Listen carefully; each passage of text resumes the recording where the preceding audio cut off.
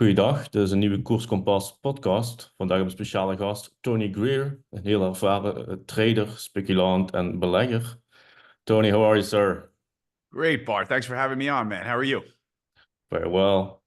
For the sake of the audience, do you mind shortly introducing yourself briefly?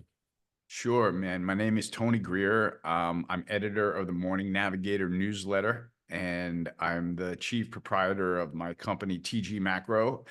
In my newsletter, I try to sort of give people an understanding of what's currently happening in markets. And as a trading style, I try to follow along with what's happening in markets and let them show me what's going on in the world and try to trade accordingly. And so that's where I am now. I'm starting my 9th volume of writing the Navigator newsletter, which is really exciting. I just started that at the beginning of November. So it's my 9th year in business. And the whole impetus of it is to, help people understand which way to look in the morning when they wake up and look at the markets and approach the markets, Right. quite honestly. Yeah. I know you do a great job. I'm a big fan of. You're one of my favorite accounts to follow, I must confess. Um, I'm personally curious as well. Is there like a process as to how you approach things when you're investing, or maybe differentiate between the two, between investing and speculating? Is there like a process, or maybe like a magic formula? Of course, there isn't, I guess. But how do you when you wake up in the morning and you're looking for stuff that can get you a profit? Is there like a way that you tend to do things? Yeah, Bart, I have really, the one thing that I have done that's been really a great development is since I started working for myself, right? I've always been neck deep in the markets, so to speak, right? Either working on an institutional trading desk or being a salesperson in equities or whatever it was, or trading my own money. I've always been deeply involved in the markets, right? When I started working for myself and stopped working for other people and reporting to other people and doing things that they needed me to do that I didn't necessarily think were the most important things to do about following markets, I literally developed a spreadsheet to help me follow markets myself, my own way, right? And what I did was plug in all the sorts of securities that I follow on a regular basis, all of the stock indices, all of the interest rate securities, right? To know where bonds are, all the FX securities, all the commodities, and all the ETFs that I trade. And I follow their closes and their percentage gains or losses on a daily, weekly, monthly, and quarterly and annual basis, right? So I start off with my view that the spreadsheet presents to me, right? I'm following sectors, and when you follow these things for weeks at a time and quarters at a time and months at a time, you see that you watch trends develop, right? And so going into the market when you wake up every day, what are the leading sectors on the year? What are the lagging sectors on the year? What sectors have just been playing catch up since the Trump election news? How the markets are reacting to that. And you kind of know what the market is assigning as a pecking order, right? And so with that sort of beginning, the mental background, mental platform to stepping into the markets every day, knowing where the yield curve has come from and where it's going, knowing where rates have come from and where they're going, knowing what the Fed posture is, overlaying all of this towards following market performance, and then overlaying the market performance onto technicals and seeing, what trends have been going up and just pulled back into support, what trends have been going down and just broke technical, resistance levels and maybe changing trend. And I guess once you kind of overlay that whole thing, and having done that for, I guess, over 30 years now, kind of following the same kind of screens in different forms from different seats, that's where you get the sniff, right? The smell of, like, when you wake up in the morning, like, this is the trade today. Look at this, right? Like, this is breaking out, like NVIDIA's rallying today or uranium miners are rallying today. You kind of understand where that trade came from. Yeah. Would you describe yourself mostly as somebody who feeds off the momentum of these trades? Is that the number one thing that I you would that say I won't call it, I am a very much a momentum trader, but I won't say that it's as much momentum following as performance and trend following. yeah, Right. yeah, And then when you overlay the performance and trend following knowledge as to what's in sort of what pecking order in the markets, and you overlay the technicals, that's when the trades appear. yeah, Right. When you're following something and you're like, oh, this has been rallying for months and months and months. Oh, we just had a 2-month pullback, and look where the 2-month pullback landed this security, right in massive technical support, into the moving averages, into the trend line that you've been following it surf up the whole time. To me, that's a signal to go in and buy that. yeah, yeah, Right. So this thing, we just had 10 months of uptrend and 2-month pullback. Okay, where are we pulling back into? Find a place and buy that thing. Right. Go with where that thing has been going. So that's generally how I guess, have a sort of predisposition for what I'm expecting in the world, judging by what's gone on, right. you know? What would you say are the major differences between a good trader and the elite traders that we often hear of, Paul Tudor Jones and whatnot, What's the difference between these The guys? difference is the elite traders know how to kill it when they're right. Yeah. You know, all traders are going to suffer bouts with discipline, right? When you're losing money, right? Sometimes I lose a little bit of money and I don't give a shit. And sometimes I lose a lot of money and I don't give a shit, right? And sometimes I lose a lot of money and I'm so upset I want to drink a 12-pack of beer. So that is that's the internal battle with yourself that's always going to go on with every trader. Like, I don't care who you are, you are able to practice different levels of discipline on losing at different times. What makes you great, or what makes anybody great, is that knowing when you're right, and knowing that when you're right, you've got 5x the profit versus when the times that you're wrong, or something like that. Like, that's really outsized when you're right. Yeah, no Because one knows. as a trader, if you're right 52% of the time, you're doing pretty freaking good. Yeah, And so the thing is to be able to take those 52% of the trades that are on and really capture those, and make sure that the 48% of the trades that you're wrong don't bury you, because they just might. And so I think that's the battle that everyone goes through. yeah, yeah, it makes total sense. I totally agree. Yeah. Let's switch over to the macro, actionable stuff here. What are you thinking about the indices here? Let's stick to the US for a second. Are you bullish or are you bearish? And if you're bearish, why? Yeah, I'm bullish. I love this pullback, this little pullback off of the highs in the S&P. I'm bullish, Bart, because of looking in the rear view mirror, right?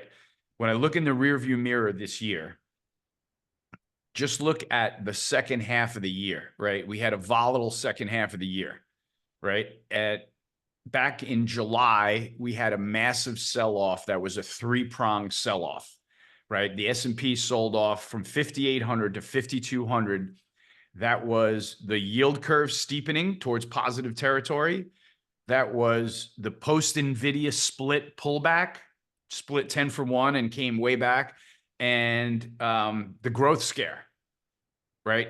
All of that. Oh, excuse me, the yen carry unwind. That was another thing that knocked the markets back. So with that 600-point slide, the S&P held 5,200 in July, August, and bounced from there right back to the highs of 5,800, right? Then we had another pullback as we headed into the Fed's first easing, right? The first easing move of the cycle, rate cut of the cycle. And markets came out of that, right? That was just a shallower dip to 5,400. And then we went right back to the highs at 5,800. Then in October, when Trump became the visible front runner in the polls that you could trust and in poly market, that's when the S&P broke to a new high, right? So when I look at that and I look at the inflows of capital that have been massive since Trump got elected, and look at the timing of when that happened versus what the market had just gone through, two really steep, very serious scares that could have toppled the S&P further. Those just turned out to be pullbacks into support that you should be buying all along, right? So when I look at that in the rearview mirror, I get confidence to buy heading into a Trump administration who I think is going to be bullish. He was extremely bullish the stock market the last time around. Sounds like they've got a lot of great plans for America. Lower regulation, things that the markets like, not necessarily anything political, but things that the market likes, right? Probably a weaker dollar at some point, low interest rates, low regulation. I think all of that's going to pan out to a higher S&P number via better earnings. So I'm pretty bullish still the S&P. Nothing has derailed my bullishness that I vocally went bullish last November 2023. I sent out a note to all my clients on November 14th. That was when the CPI data came out, and that was when the markets decided that there was no more inflation risk. It was November of 2023, and I sent out a note to my clients, stop what you're doing and buy stocks with both hands right now.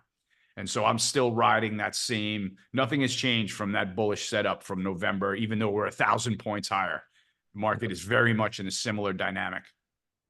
Let's look maybe underneath the hood, so to speak, of the market here for a little while. We saw the last 10 years or so, there was uncontested number one technology stocks.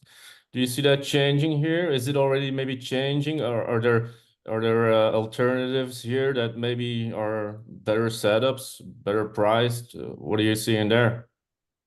Yeah, it's hard to fight the AI bull, right? Like I'm bullish all of those semiconductor stocks, Nvidia. I'm bullish that stuff because I think that those markets are like, they're like frontier markets still. Like we don't even know where AI is taking us yet.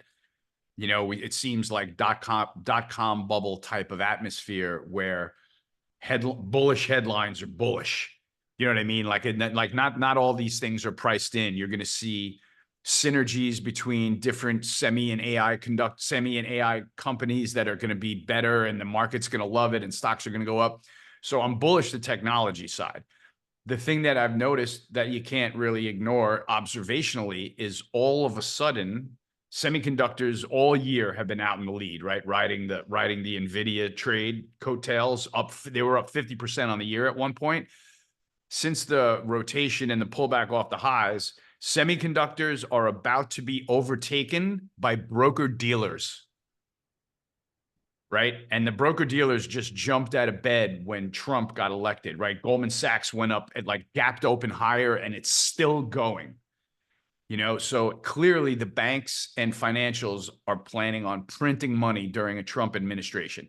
And I just have to honor the fact that banks and brokers weren't even on the leadership radar screen, the whole entire year. And now all of a sudden, broker dealers and financials are now competing with semiconductors for the strongest sector on the year, right? That's a really relevant sea change. So I think you got to pay attention to that trade, financials and broker dealers on the upside. And on the downside, if it looks like RFK Jr. is going to take on big pharma, big food, and everyone else in the health business, and smells like he's going to, and the markets are reacting like he's going to, that's probably a good trade too. Like it looks like companies like Pfizer and Moderna, they haven't been able to pick their head up since Trump got elected and RFK got put in the cabinet position.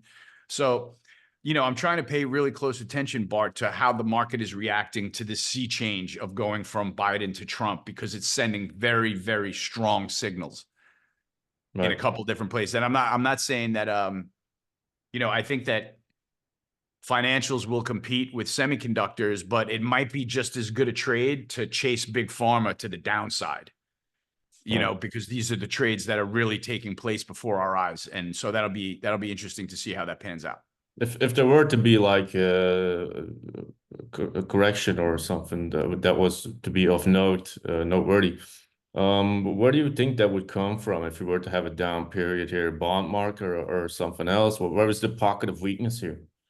My risk to the markets are going back to a year like 2022, where rates went higher because we had a lot of headline inflation risk, right? So the risk in 2022 were downside gaps in the bond market, right? When we saw hotter than expected inflation and the bond market rates were flying higher and bonds were gapping lower, the stock market didn't like that, right? The stock market was selling off during that. So my opinion now, and I'm not an economist, but I can kind of see this layout where, we just had a growth scare that caused the Federal Reserve to go from hiking interest rates to fighting inflation to lowering interest rates to fighting the growth scare, right? What did they do? With the timing of that was really interesting because they cut rates for the first time at the dead ball low of the growth scare. Meaning when they cut rates the first time, the data started getting better right away. Right. And now we've got a new president coming into the White House that might do good things for the economy. So the data might get even better. So in my opinion, the risk is that headline inflation comes back, right? Where with the stock market at the highs and the economy not doing that badly, we're cutting interest rates. I mean, that sounds like a potentially inflationary environment, right? And so that's where I think that we go back to in the next year in 2025, the risk being that the economy isn't strong enough to offset inflationary outbursts. What Right? what level of inflation do you think the markets would have to see to get really worried again? Just a small uptick or significantly more? Or? Bart, I think it'll just be something that's consistent, where if we Right. consistently see hotter than expected, because that's kind of the way it was on the way from 2% to 9%. Right? When we got that brutal headline right after Biden got elected, it had to do with $130 oil and the Ukraine-Russia conflict and Biden cutting pipelines and setting the gas price higher here in the US and things like that. So that was why we dealt with 9% inflation. We got it back down to 2%, but on the way up there, it was just incrementally hotter. Right. It wasn't like we went from 2 to 9, right? We climbed very slowly, and incrementally hotter data, that's going to cause the bond market to freak out a little bit and the VIX to respond, in my opinion. Right. Yeah. Let's switch over to the dollar. Let's maybe also combine it with something that we both like to watch a lot. I think it's like a magnet for both of us. I think, at least for me, the commodity markets. Yes. Is the Trump trade here higher dollar? Is it petering out a little bit? And does that present some for commodities an opportunity maybe? We've been looking at Jared Dillian and I do a podcast together, and we've been trying to, kind of pick bottoms in commodities because it feels like this growth scare has really gotten out of control, where the data seems worse than the actual economy. Right. And some of the commodities are hanging in there. Base metals are hanging in there. Obviously, gold's in great shape. But the commodity trade has been tough. Like, it sounds like the Trump administration isn't going to be as inflationary for commodities as people think. It still feels like we're in a situation where, start with the oil market is really well supplied, at least, no matter what, we're still pumping over 13.2 million barrels a day. OPEC is, they're worried about them cheating on quotas and selling more. So there's plenty of oil around, right? So that's a well-supplied market. It feels like there's no supply-demand story in base metals at all, right? There was just a little flare-up in aluminum when China canceled an export tax, and the aluminum bounced and went back to where it came from. Copper just curled over below 9K on the LME, not looking great. So it seems like while you want to think that there would be a really inflationary commodity trade that goes along with the potential inflation risk, it seems like individual commodities don't have a frightening supply-demand story that sends them, into the stratosphere. So I kind of gave up on the commodity trade for the time being because it was fighting the flow, and I don't like to do that. I like to go with the flow. So when I see broker dealers break out and I see pharma stocks break down, what I'm looking for is the retracement trade so that I could get into those trades, right? I'm looking for financials to pull back. I'm looking for healthcare stocks to rally so I can sell a rally, right? Chasing this commodity trade just became a little bit less attractive to me as a trader, right? I don't like dead money. I don't like sitting around in a bleeding trade, for God's sakes. That's really traumatic for me. You know, like if you're a trader trying to put up a percentage return every year, you don't like losing big chunks of money and you don't like dead money. You know, so in the commodities, I felt like, you know, we picked the bottom off of the double bottom in the BCom, and we got to bounce to 92 from 92 to 102. And that was nice to participate in a little bit. But came right back to 95 in the BCom, right? So like just after we had a potential breakout, we had another breakdown, which is kind of like, for me, a signal to just not be in the trade. Like it's a you're wrong moment. So I've kind of stepped away from commodities. I'm still long gold. I'm still long energy stocks, and I'm still long uranium, which is a trade that you told me about before anybody told me about it. Yeah. You know, to the point that I was being so kind of careful and respectful, because I was so glad that I had somebody resourceful like you, like saying, look at this trade, look at this trade. And I'm looking at the markets and I'm going, Bart, I love you, but the market's not valuing this trade right now. I don't know what to do.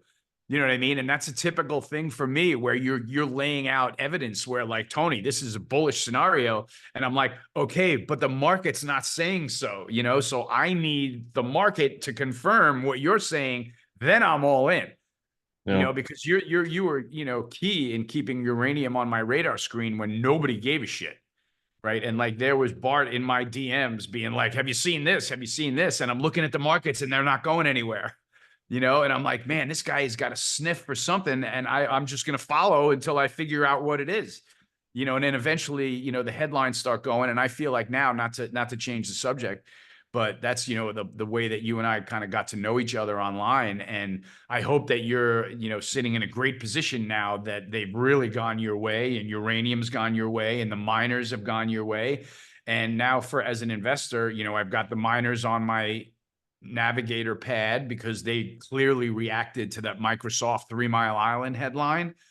You know, if we're going to start powering AI with nuclear, that's a game changer. You know what I mean? And so I think that's a game changer for uranium, a game changer for AI. I think we're into a frontier market, or frontier market relationship there, where the tech companies are going to be leaning on utilities and nuclear power providers, for God's sakes, to power their AI generation, you know? So I think that's a trade that's very young and worth following. And I guess I got away from the original question, but you can get me on track and we can go whichever Yeah, direction. I was about to start the uranium question, actually. Oh, good. So Yeah. I front ran you a little bit. Yeah, a little bit. Well, I mean, I guess when it comes to uranium trade here, or investment, I like to look at it more as an investment. Yeah. In the first 2 years, or let's say 2020, 2021, we were overly compensated in these stocks. And now I'd say when it came back after a bear market, we could argue that the better stocks are undercompensated. They're not very favored by most investors. It's in a sector that is not very hot, as we were just discussing here. You see, we're laying out very nicely. The commodities markets are on the back burner somewhere. And I was wondering if you have any thoughts maybe here. What the uranium trade, or the investment, I still have a lot of faith in that. I think the nuclear renaissance thing is real. It's global. It's the structural supply deficits are going to show themselves in higher prices. The long-term price is up 25 months in a row. Yeah, but the backdrop of commodities here and looking at flows and everything. What is that the thing hindering these investments here that people are making? Because some people are probably frustrated a little bit that they see, oh, this price is up like every month. It's the long-term price is up 25% this year. Stocks are down maybe 20%. Like, what this discrepancy? Is it because people are just not looking that way, or is this an absence of buyers here, or? You know, I think there's an element of hesitation with the uranium trade, broadly speaking, right? I still don't think that we've gotten over the psychology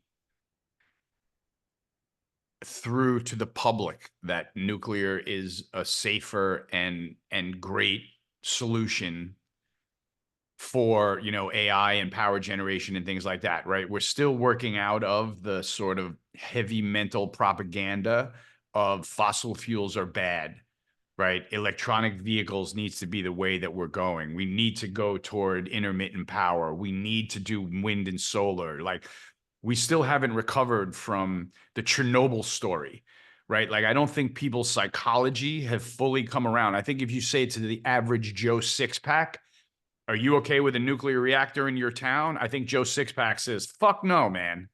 Like, get that thing away from me, you know? And so I still think that there's a lot of psychology that's broadly weighing on uranium, right? But there still may be high-level investors who, for that reason, say, yeah, I'm not touching this thing. I just don't like the way this might work out, right? So there's that toxicity risk that I call it.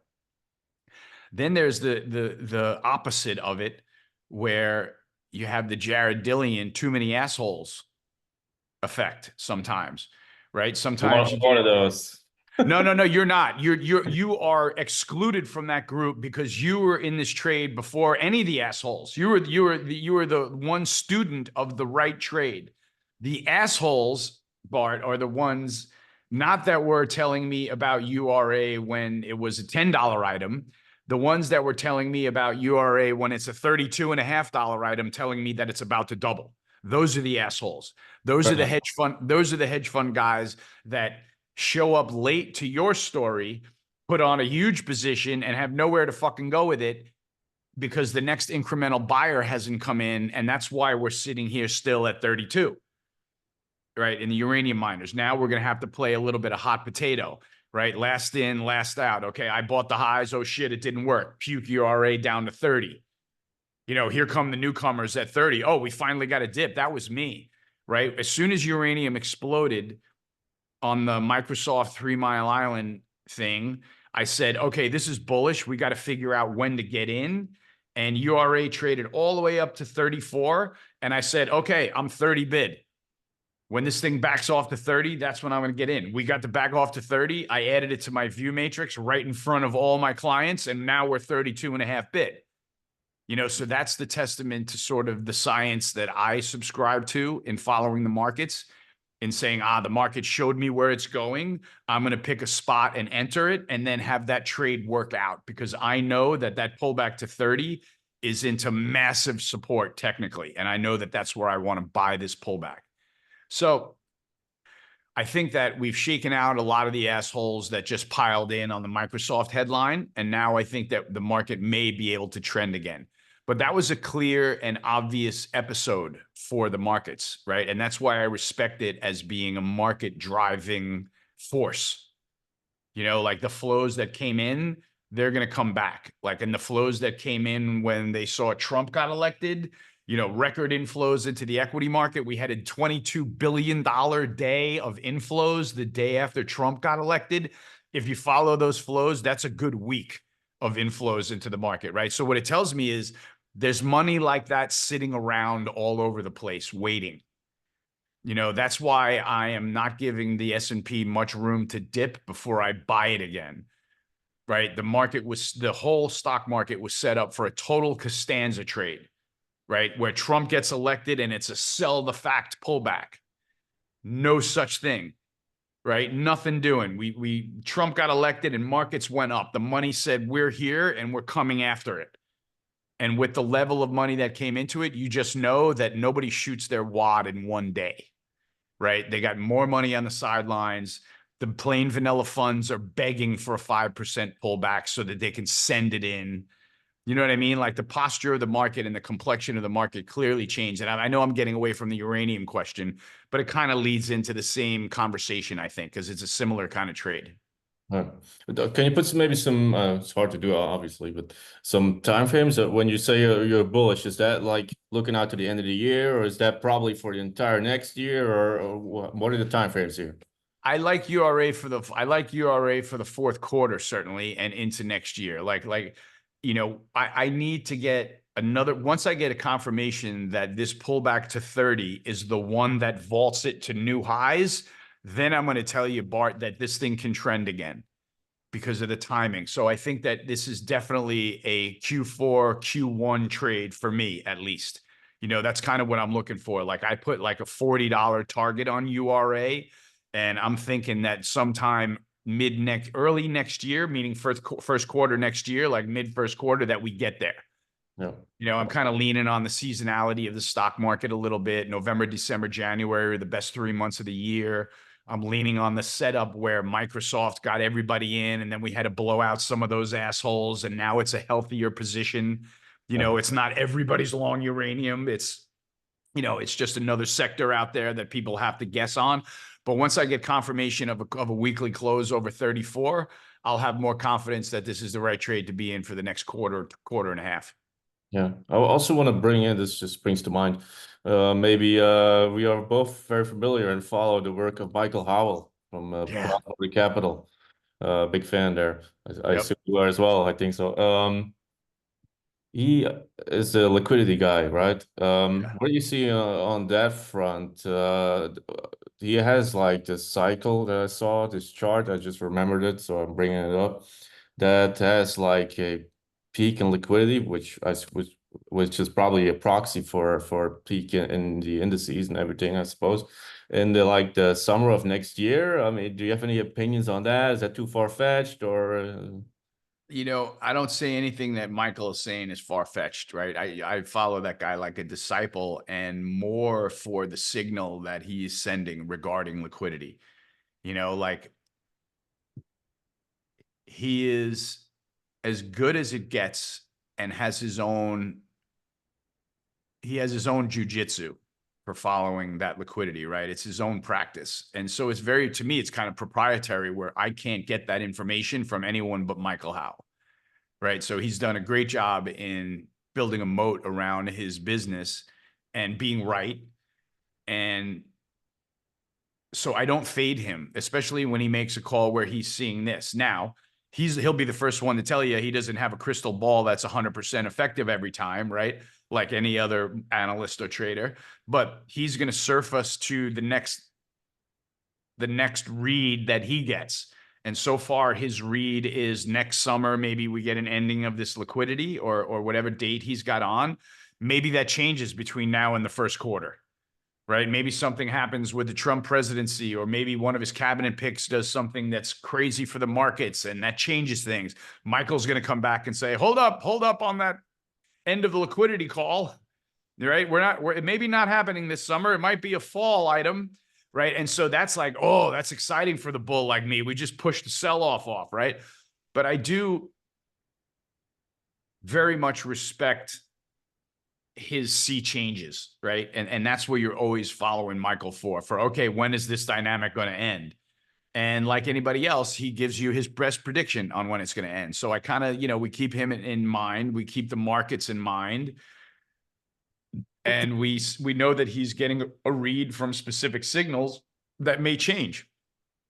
So it's kind of like, I don't have to worry about liquidity as a bull next summer drying up, but if that either becomes something where he shifts that forward or puts that off, then I'm very interested, and just kind of knowing what his general posture is on liquidity, because he's so good at it. And it's very much like, when I get worried about the signals that I see in the markets, that things that maybe say, maybe being long is risky here, I look to Michael to make sure that he's not also saying, and be careful, we're about to cut liquidity in the next couple of months. You know what I mean? And it'd be like, oh man, I got a problem, Right. but because he's pretty steadfastly, nope, this is still the way we're going. And you look at Bitcoin, and Bitcoin's like pumping new highs, and you're like, yeah, it sure feels like there's a lot. Nvidia at all-time highs, doesn't give a shit about the Barron's cover curse. None of that, right? This is a liquidity game, and Michael's the best at it. So that's kind of how I game myself with him. Yeah. You mentioned the Bitcoin. I was about to bring that up. It seems to be a total proxy for global liquidity. Luckily, I was able to forecast the last ramp up where my subscribers got a nice 50% gain in very short amount of time. Nice. Also using the liquidity framework here, because I guess if liquidity is going to expand here next year, what are we going to see? A Bitcoin, 250,000? God knows. I would like, pick a number, because it's certainly not beholden to one. Positive. What's that? Positive, right? It's a good Yeah. backdrop here. What's amazing to me, Bart, is the since the ETF, what is also amazing, and this is very similar to uranium, right? We lived through a serious episode in Bitcoin that I will equate to the episode that we kind of just experienced in uranium, right? Bullish headline in Bitcoin. Holy shit, we're going to have ETFs. Big run up into the ETFs. Oh, here come the ETF date. Big sell off, right? Oh, sell the fact into the ETF. The dip on the sell the ETF fact sell off was so shallow, and the capital came right after it from the institutions, that it became clear that this thing was going to go on another bull market run. Right. It became clear to me, and then it consolidated for that big, long period of time. And then it was just looking for another excuse to break out. Right. And it feels like the Trump election was the excuse to break out. Right. He's going to be positive Bitcoin. He's talking about his admin buying an exchange, for fuck's sakes, right now. Right. They're talking about having a strategic Bitcoin reserve. Right. Which is something that is so far above my pay grade, but somebody tried to explain it to me like Luke Roman has got it down. And I'm not going to lie, I still couldn't quite get what they were saying, but there's a relationship between treasury demand and the way Bitcoin is trading. And so maybe that's the reason for the strategic Bitcoin reserve that Trump is talking about. So yeah, this thing now, you got to, just looking at the chart, it consolidated for almost all of 2024 Bitcoin between 50K and 70K, right? It drew a beautiful pennant flag, consolidated for a whole year, and then broke out. So I'm not as much, what's my price limit on where this is going to go? My posture is this is going to rally for another year now. It rallied for a year, consolidated for a year, and then broke out. You know what that means? It's going to rally for a year. So I don't know where that takes it. Maybe because it's Bitcoin, maybe first it pulls back to the breakout level of 72K again and shakes out all the assholes. And then next thing, here comes the corporate flow like you can't believe.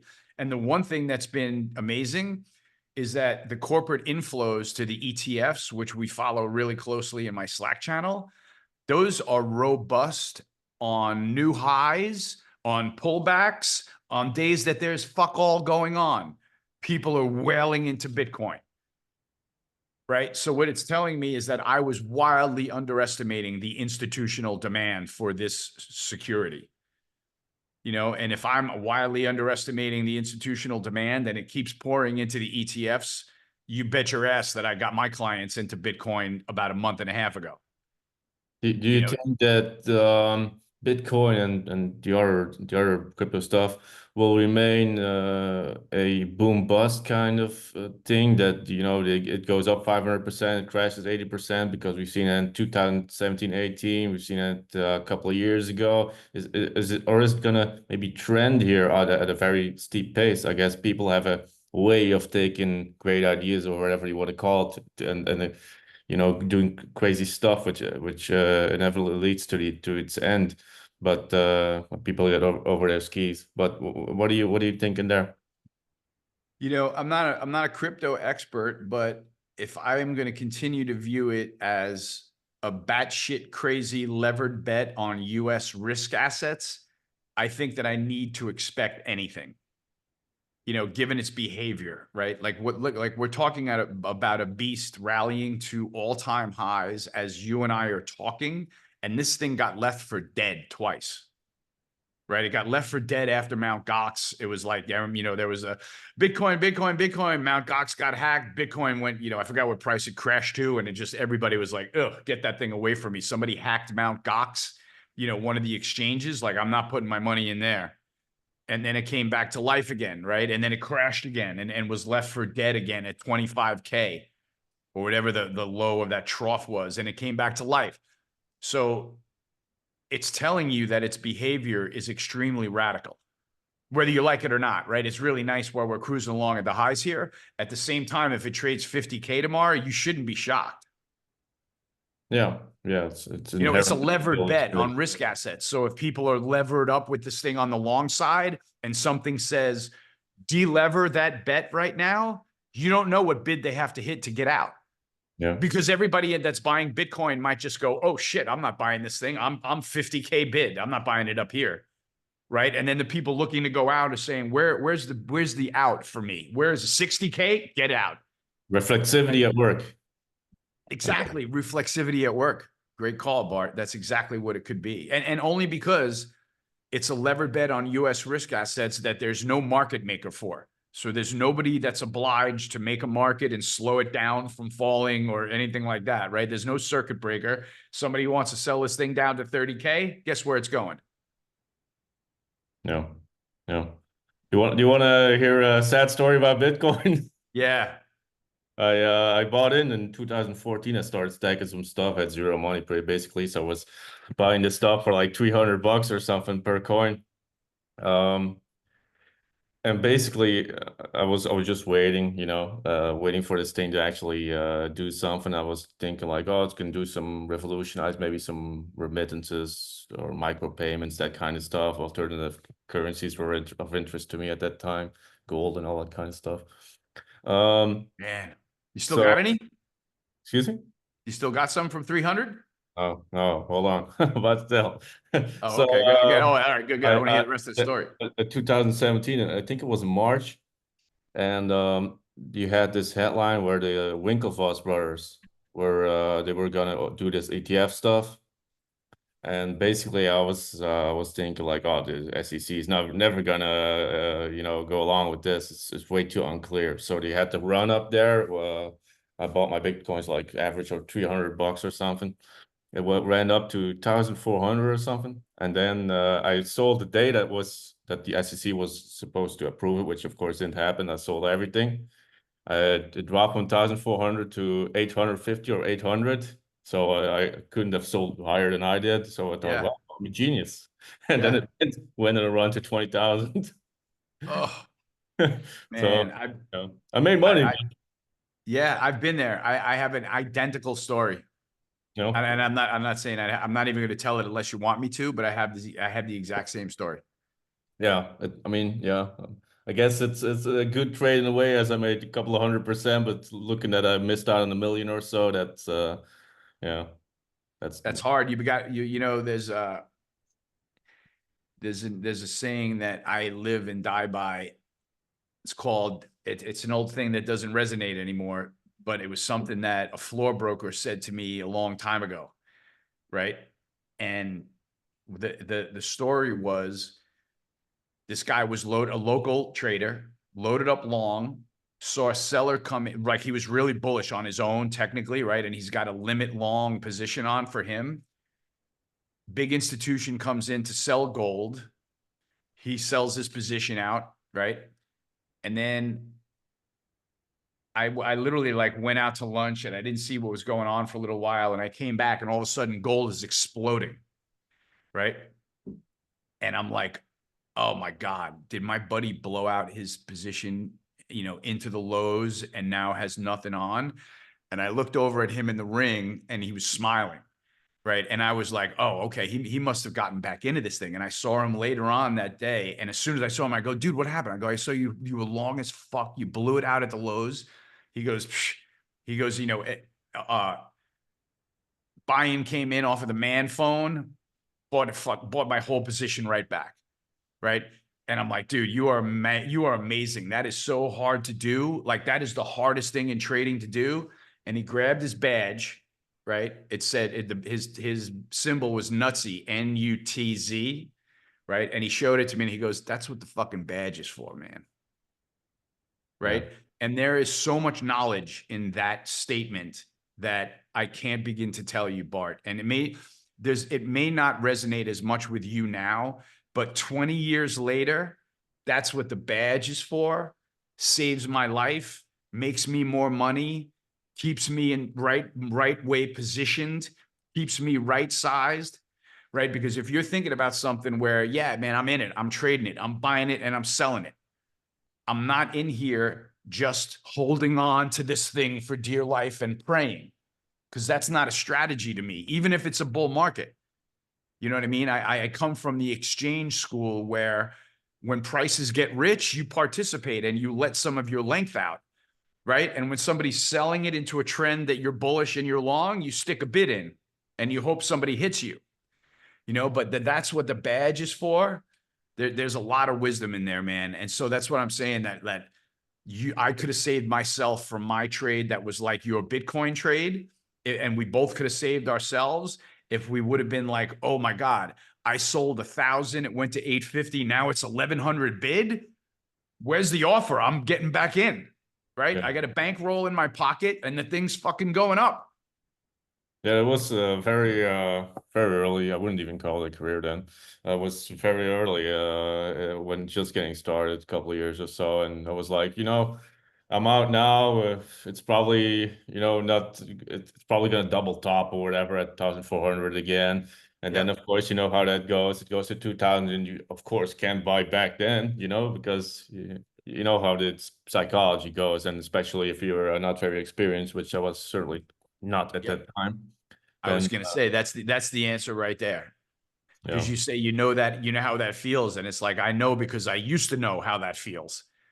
Now I've probably been burned more times buying something back because I'm such an active trader that it's kind of flipped for me. You know what I mean? I got to be careful when I get back in.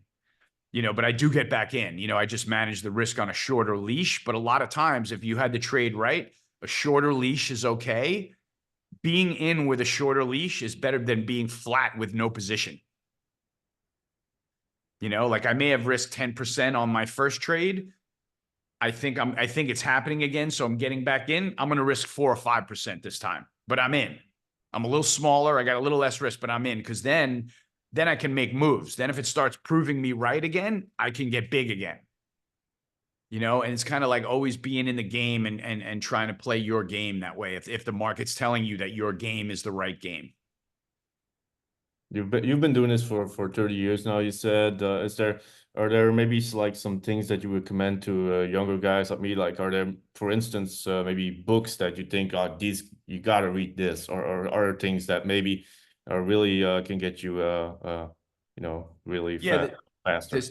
There's two things that I would say I can offer. I'm not a big book guy. I'm not like I have 30 years of real-time trading experience. I don't spend my life reading books about trading. You know what I mean? I just don't. But if there's one that I read twice and would love to read again, it's Reminiscence of a Stock Operator. Oh. Right.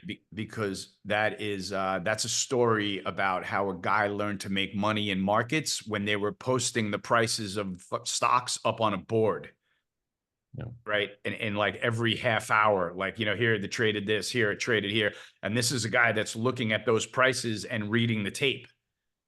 Right. And so there's a lot of wisdom in pattern recognition and understanding markets and bid offers and things like that in Reminiscence that anybody that's stepping into a trading arena should know. Right. And so that book is a really good first book for people.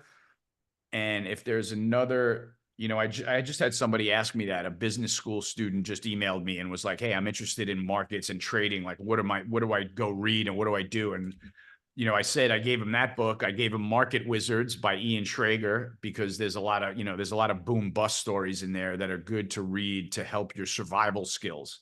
You're right. You can read a story and be like, I'm glad I read this story about this guy going broke. I ain't letting that happen to me. Things like that. But then, like comb the internet for anything that Paul Tudor Jones has put out or Steve Cohen, right? There's one, like, do you know Jawad Mian? Oh yeah. Yeah, he's a good friend of mine. For a little while. Yeah, he's a good friend of mine. And he did an interview with Steve Cohen that is still one of the most valuable things that I've listened to in my recent trading career. Do you remember when he posted that? Did you watch it? I watched the interview. Yeah, it was like 2 years ago or something. Yeah, something like that. And the most impactful thing that Stevie said, and I call him Stevie because I've stood in the trading room 10 feet behind him. I used to cover their firm when I was an equity salesman, and knock on wood, trade millions of shares of stock for Steve Cohen's shop in a day.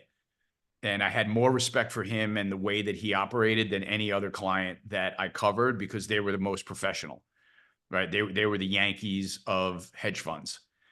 And he said something in the interview with Jawad that like hit me like a ton of bricks, because as a trader, it's you versus you. It's not you versus the market. It's you versus you, because you hit the buttons and buy and sell. You want to be long, you're long. You want to be flat, you're flat. You want to lose money, you lost money, right? It's you against you. And so what Steve Cohen said is pay attention to the conversation in your head. right? And I was like, whoa, that is so impactful, because as a trader, all you're ever doing is talking to yourself, right? All you're ever doing is like, for example, I'm in this position, I'm long, we're long Bitcoin, it's bid, I'm making a lot of money. It feels like I should make a sale here. Like, pay attention to that. Make the sale, because the rookie money manager in me would ignore that conversation in my head when my head's saying, this is probably a good sale. I know you're long, but this is technical resistance and you're making money, right? The old trader in me used to be like, yeah, but I'm bullish and right.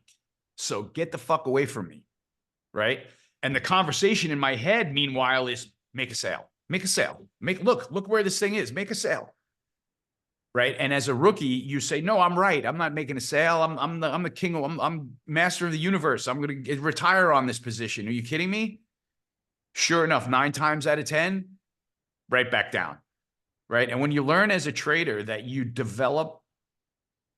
acquire a new level of flexibility when you make that sale, right? I'm long at 9. Resistance is at 10 and a quarter. It's 10 bid. Okay, sold them at 10. Okay, resistance is at 10 and a quarter. It goes 10 and a quarter bid now. Okay, buy them back. You know what I mean? So it's like you've got that optionality. Or sold at 10, you were right. That was resistance. It's back down at 9.5. Okay, I'm back into position now. Buy the 10s back that I sold. I'm improving my average. Same position, same risk, but now I've got more money in the bank. Right? Because I was smart enough to make the sale and buy some back lower. Right? So that's where, like, paying attention. And that's just one example. Yeah. You have a million conversations in your head as a trader, but the more you honor them, the more activity you foster. Right? To me, death in trading is freezing. I always lean to the side. Oh, let's trade some. I'm a fucking trader. I'm long from lower, it's higher, let's trade some. I don't give up my whole position, but I want to trade some. How do you find like the golden middle road where you don't want to go over trading, you don't want to under trade? Well, like how do you? That takes a long time, right? That takes getting beat up along the way, right? And saying, oh shit, I sold too much. I shouldn't have given my whole position back here. Oh no, I got long at the wrong time, right? You got to bang your head against the walls every once in a while to figure out where you're comfortable. But I always say, like one of the smartest things that a trader at Goldman Sachs ever said to me was like, dude, don't complicate this. When in doubt, sell half. Right? It was great advice. You know, you're in a position that's going your way and you're figuring out whether you should take profit on it or not.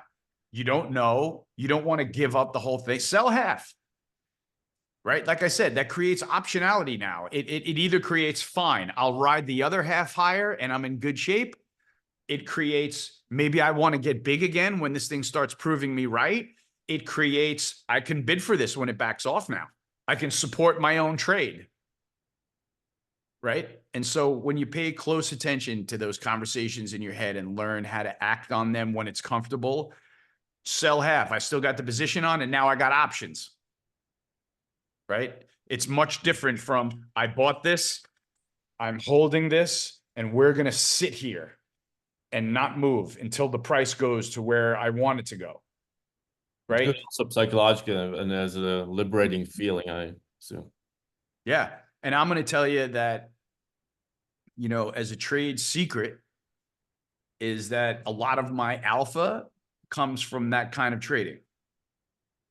Right? I had alpha because I was able to outperform the stock market in general on like just a number for number performance basis. But then I learned to capture alpha by trading the views that I have that are going right. Right? Like I had this view to be bullish the stock market from November of 2023. And that being right there, being right for that long and 100% confident that I was right for that long, and again, gave me a lot of optionality. Right? So it gave me the optionality of saying, yeah, I'm bullish. Yeah, I'm right. But this is very frothy today, right? The S&P is a long way from its 200-day moving average support level. This is a sale, right? If I feel like it's going to go vertical from here, I can buy them back. But when it gets this far away from the moving averages and sentiment is all bullish and the VIX is at 12, this is a sale. it creates the opportunity to make a sale. And then all you do is you're a trader looking to buy that position back. You know, you're still trading within the view, but what I'm saying is that you earn extra percentage points and basis points from getting into that flow and saying, oh, this is too high, like give some up. And now it's right back in your lap, buy the position back. You know, and I do that probably a lot more than I allude to in my view matrix. You know, a view matrix, I'm kind of slower moving, but underneath the hood, I am trading within that view so that when the S&P backs off into support, I can inhale it at support and not sit here holding on to my S&P position saying, oh my God, am I about to have to throw up this position and get out? It's like, no, I don't let myself get like that. I get small before it gets there. So now when it gets there, I demand of myself to be able to bid for some, you know, and it's kind of maintaining that flexibility. It's a kind of it's very much a nuance to an art. Yeah. That was a very good explanation, actually. Thank you for that. I hope so. I hope so. I don't want to take too much of your time. No, it's okay, Yeah. man. Do you have any things that you're looking, what are the markets going to look like here on average here in the next year, 2025? What are the characteristics going to be? You know, that's a great point. That's a great question. Again, Bart, that's what I'm spending all my time trying to think about, right? Like what changes are really afoot, right? And one of the biggest changes that I see is in Trump energy policy, right? And not, this is not to get political, but he's about to turn Biden administration energy policy on its head. He's about to be the mirror image opposite of the Biden administration energy policy, right? He's creating, you know, he's hiring the right guy with Chris Wright is his name. Is that his name? Yeah. Yeah.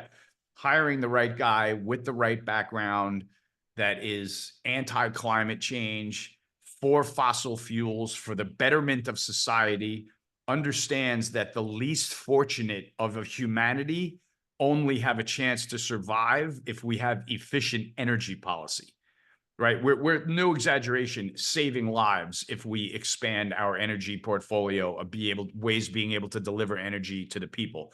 And I think that Trump has got a great understanding of that. He's got no time for intermittent power. He's bringing industry back to America, right? Like he started doing in his first term. You don't want to build your stuff here? Fine. We're going to tax the crap out of your foreign manufacturing plant. Oh, now you're going to bring your work back here, right? And that stuff is going to take time to develop. But I feel like the reshoring of industry is going to be a Trump theme. And that's going to follow through in the markets by industrials rallying, right? We're going to see a dramatic change in energy policy. And I think that's going to follow through in the markets by having cheaper energy prices, which is going to behave and be treated like a tax cut by the markets. And I think that the E&P companies who had their kind of hands in their pockets because they just came through an administration that hates their guts. So they're not spending money or doing anything different or doing any IT spending. I think now they are set up to go ahead and spend money and go ahead and explore and produce again like they were meant to do. So I think that that's a changing factor. I think that eventually we're going to see the dollar peak and turn down dramatically. I think this was a knee-jerk reaction. And it makes sense to me that, you know, we could see a multi-pronged equity rally during the next year, right? I feel like the technology markets led by semiconductors and AI and kind of trailed by software and cloud and cybersecurity, some of the sectors that are performing really well now behind semis and have broken out with the Trump administration, clear as day, those sectors. I got a feeling that under a Trump administration that equity strength there could be joined by a lot of cyclical sectors. And that could be a really powerful thing where if we're going to see AI rally, you know, lead the technology stocks, and we're going to see names like Goldman Sachs and Morgan Stanley leading the financials rallying, and we're going to see energy stocks come alive because they've been treated so well by the Trump administration and they're expanding their operations now. And I think that those are the things that we're going to see. You know, I think that there's going to be an interesting read on the Department of Government Efficiency in the markets. you know, and I'm not sure how, but I mean, if we start meaningfully cutting back the fat, God forbid, you know, I'm not sure where the markets are going to respond, but there's going to be a response in there somewhere. Maybe it's in the treasury market, maybe, you know, something like I'm kind of expecting that kind of a reaction to maybe we stop, you know, tacking $5 trillion a year on our deficit or whatever that, you know, whatever the number is, we slow that down. The bond market respects it, things like that. So that's kind of stuff that I'm on the lookout for in the next admin, but I'm still really bullish stock market. You think Trump and his administration are going to be good for nuclear? It seems this Chris Wright for the Department of Energy, the new guy, he's also on the board of Oklo. I saw the SMR and Yeah, the small modular reactor company. yeah, Exactly, man. on that. That's gotta be part of the calculus behind Trump picking him, right? In my opinion, I think that Trump looks at a guy like that and looks at those two things and says, oh, against climate change and for fossil fuels, and he likes uranium, this is my guy. No brainer, right? If you read the you know, his company, his SMR company, Liberty, I think it's called, they put out a paper, like a big paper on like energy efficiency. And if you read the key 10 takeaways, they're so fascinating. And you literally will get goosebumps now that we have this guy going to become our energy secretary, right? Because it's just the total awareness package, right? He's aware that, you know, that efficient energy is critical to the least fortunate in our society surviving. He's aware that the climate change thing is a hoax. He's aware that uranium is the most efficient form of energy that we got. Hire the guy. You know what I mean? And so, like, I would urge you to read those principles, Bart. I'll send them over to you after the I have them saved, but I'll send it over to you right after our interview. This stuff is going to be revolutionary. I really believe that. Yeah, yeah, it's looking good, I'd say. Yeah. You're an American. You're bullish on the U.S., but I wonder if there also countries that you're bullish on or think are constructive on, like maybe India or Argentina, that you think are interesting for an investment portfolio, or do you stick to the U.S. solely? I think of the US only, Bart. I really do. And when the market is this efficient, meaning offering me as much opportunity as it is, I don't feel the need to leave the US shores. Right. And there was something about me trying to establish views in other countries that was part of the old FX trader experience that I've had in me, and part me trying to sound like a really smart analyst. Like, oh, he's got a call here that he wants to be long this Europe or Asia or whatever it is. And it's like, I'm just too far away from the intel there, right? In the US stock market, I have got a number of Bloomberg conversations here of little birdies all over Wall Street that like to tell me what's going on, right? I don't have that kind of insight into any other countries. I'm not plugged in anywhere else other than here. I don't have an information network like I do anywhere other than here. So I try to just stick to my knitting, as the saying goes, and stay local and really capitalize. You know why, Bart? It helps me really go back to come full circle. It helps me be good at the thing that separates good traders from bad, right? Like right back from where we came from. Staying in the US helps me maximize my profits and cut my losses because I'm most educated about the securities that I'm trading and I know them the best. So it affords me the best opportunity to be able to keep my wins big and keep my losses compact. Do you think if you were a European, would you also be mostly invested in U.S. assets, or do you think that would be a different scenario maybe? It's tough to say. It's hard to say that I wouldn't latch on to the US stock market, especially as it goes and outperforms all the other international indices, right? And that's kind of what it's been doing for the last couple of years. And I think that that's probably going to bifurcate even further in a Trump administration.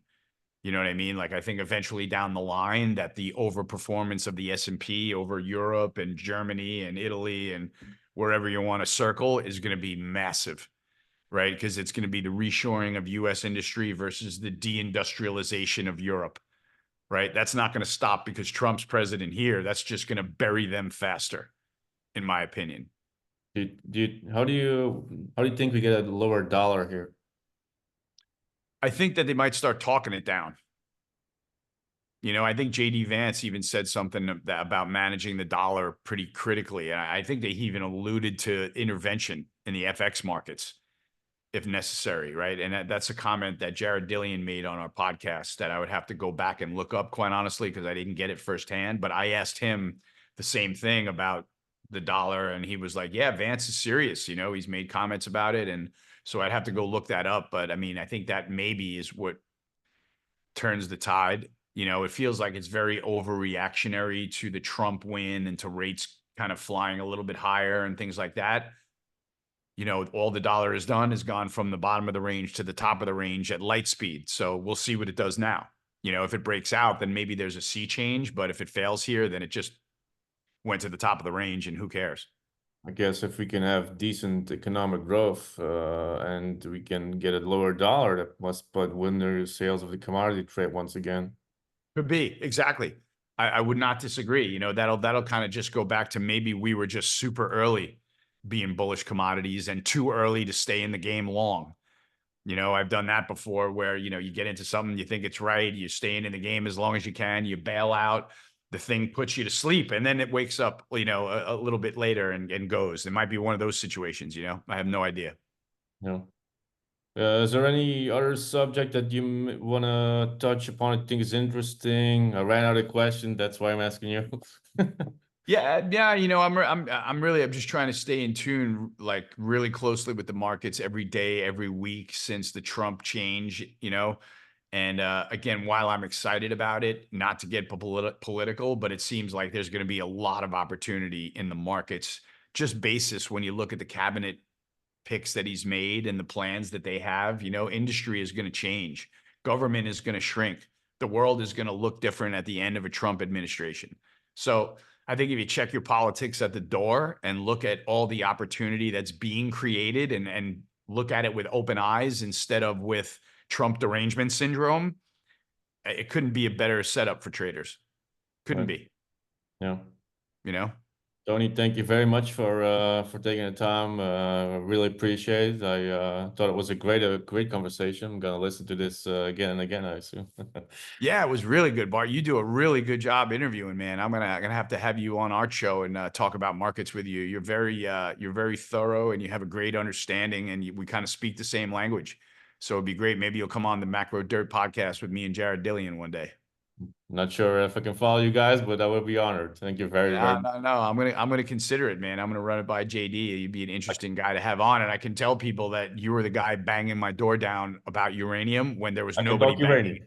There was nobody banging my door down about uranium, and I'm glad that we stayed friends, and I'm glad that you know, you stayed persistent in reaching out to me and things like that, and I value you as a market relationship. So anytime you want to have a conversation, man, I'm available. Yeah, absolutely. Thank you very much. You're welcome, brother. Cheers.